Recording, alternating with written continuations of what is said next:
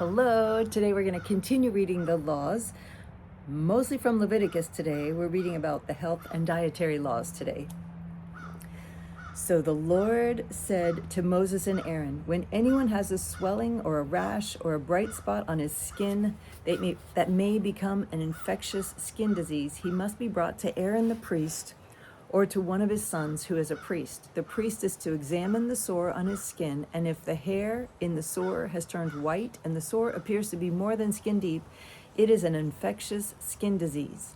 When the priest examines him, he shall pronounce him ceremonially unclean. If the spot on his skin is white, but does not appear to be more than skin deep, and the hair in it has not turned white, the priest is to put the infected person in isolation for 7 days. On the seventh day, the priest is to examine him, and if he sees that the sore is unchanged and has not spread in the skin, he is to keep him in isolation another 7 days. On the seventh day, the priest is to examine him again, and if the sore has faded and has not spread in the skin, the priest shall pronounce him clean. It is only a rash. The man must wash his clothes, and he will be clean. But if the rash does not spread, if the rash does spread in his skin after he has shown himself to the priest to be pronounced clean, he must appear before the priest again. The priest is to examine him, and if the rash has spread in the skin, he shall pronounce him unclean. It is an infectious disease. When anyone has an infectious skin disease, he must be brought to the priest. The priest is to examine him, and if there is a white swelling in the skin that has turned the hair white, and if there is raw flesh in the swelling, it is a chronic skin disease, and the priest shall pronounce him unclean. He is not to put him in isolation because he is already unclean. If the disease breaks out all over his skin, and so far as the priest can see, it covers all the skin of the infected person from head to foot, the priest is to examine him, and if the disease has covered his whole body, he shall pronounce that person clean.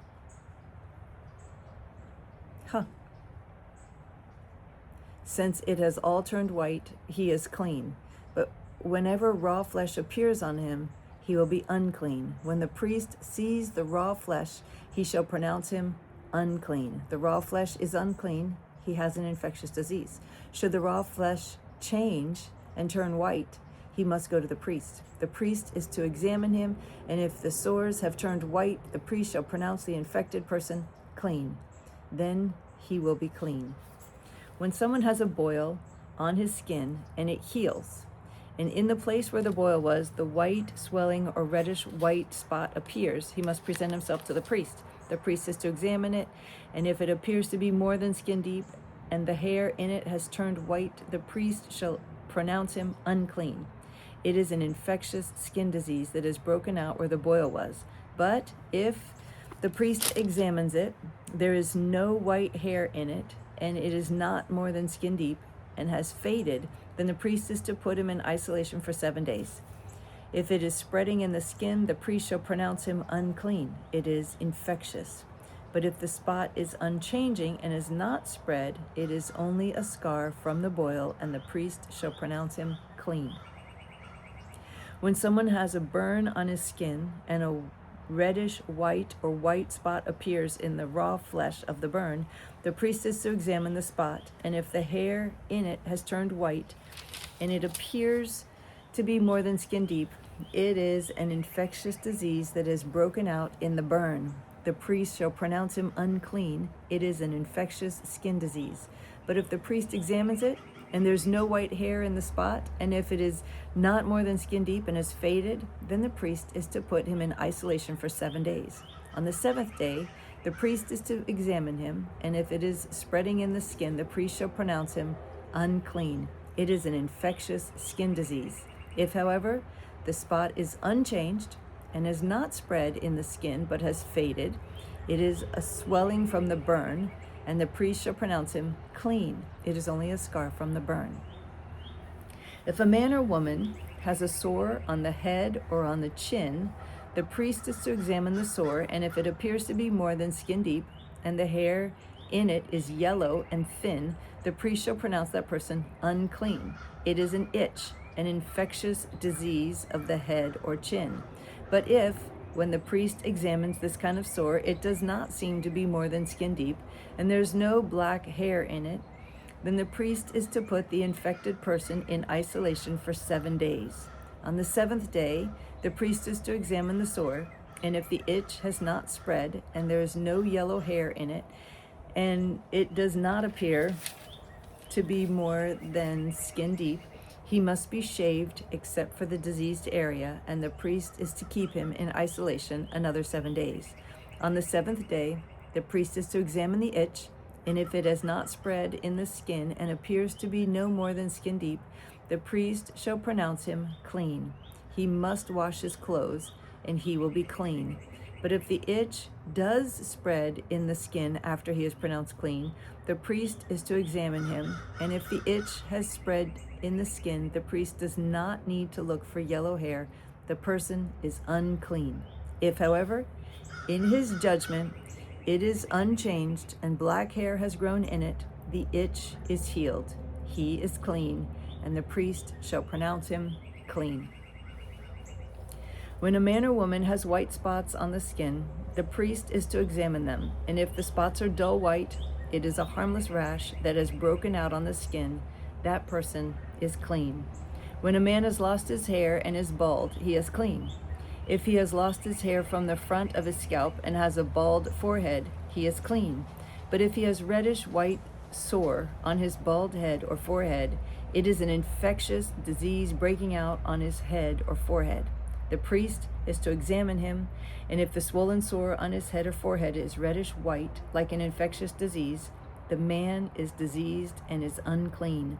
The priest shall pronounce him unclean because of the sore on his head.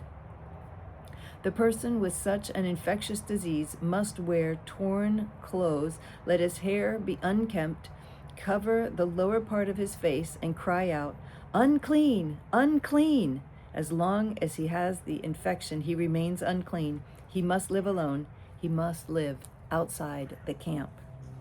If any clothing is contaminated with mildew, any woolen or linen clothing, any woven or knitted material or linen or wool, any leather or anything made of leather, and if the contamination in the clothing or leather or woven or knitted material or any leather article is greenish or reddish, it is spreading mildew and must be shown to the priest. The priest is to examine the mildew and isolate the affected article for 7 days.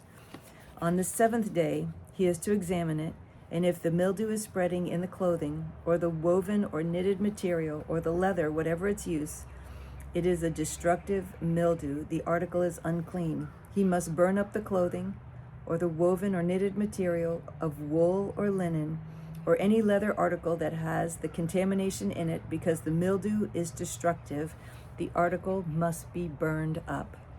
But if, when the priest examines it, the mildew has not spread in the clothing, or the woven or knitted material, or the leather article, he shall order that the contaminated article be washed. Then he is to isolate it for another 7 days. After the affected article has been washed, the priest is to examine it, and if the mildew has not changed its appearance, even though it has not spread, it is unclean. Burn it with fire, whether the mildew has affected one side or the other. If, when the priest examines it, the mildew has faded after the article has been washed, he is to tear the contaminated part out of the clothing, or the leather, or the woven or knitted material. But if it reappears in the clothing, or in the woven or knitted material, or in the leather article, it is spreading, and whatever has the mildew must be burned with fire. The clothing, or the woven or knitted material, or any leather article that has been washed and is rid of the mildew must be washed again, and it will be clean. These are the regulations concerning contamination by mildew in woolen or linen clothing, woven or knitted material, or any leather article, for pronouncing them clean or unclean.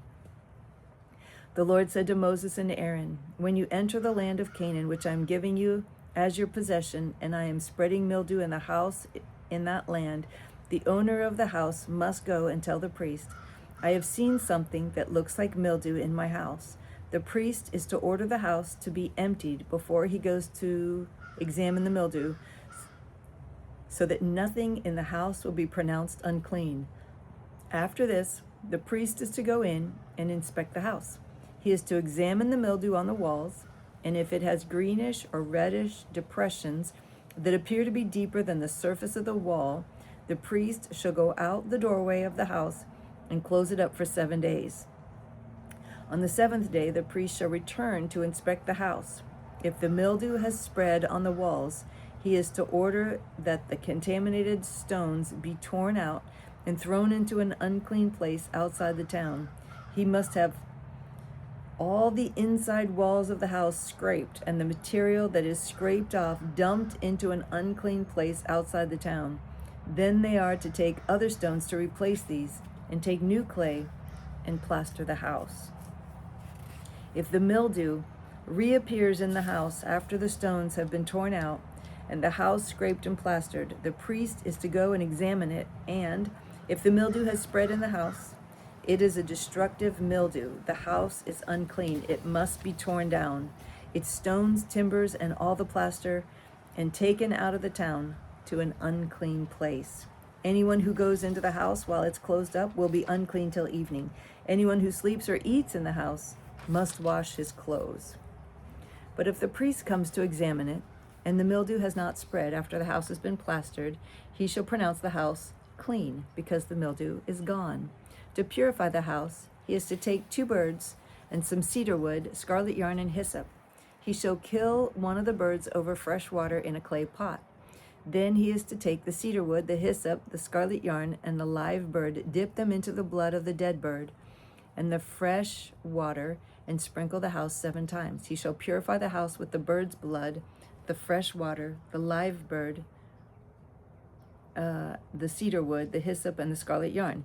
Then he is to release the live bird in the open fields outside the town. In this way, he will make atonement for the house, and it will be clean.